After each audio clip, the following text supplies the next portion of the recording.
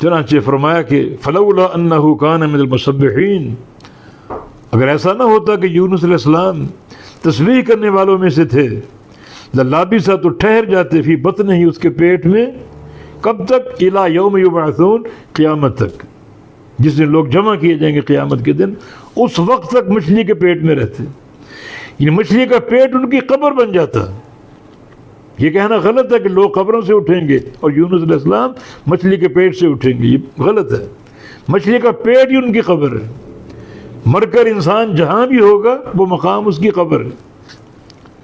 قبر کا معنی وہ گڑھا نہیں جو آپ کھودتے ہیں، قبر سے مراد وہ ٹھکانہ ہے جب مرنے کے بعد بندہ ہوگا، اور یہ قبر سب کو ملے گی۔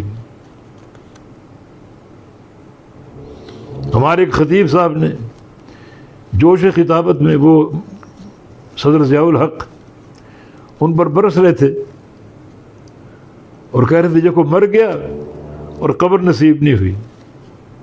اللہ کے بندو، قبر ہر بندے کو نصیب ہوتی ہے۔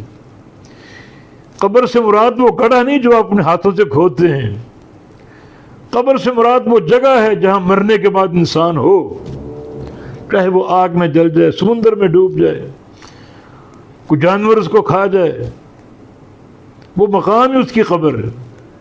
اللہ وہاں رکھنے پر اور وہاں سے اٹھانے پر قادر ہے قیامت کے دن۔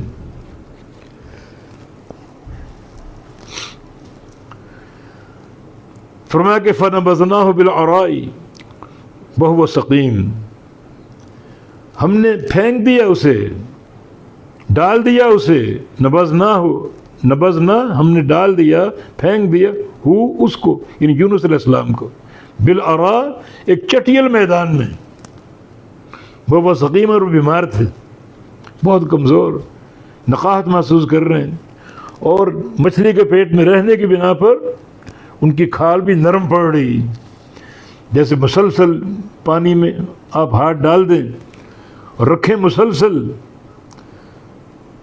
تو وہ کھال نرم ہو جاتی ہے۔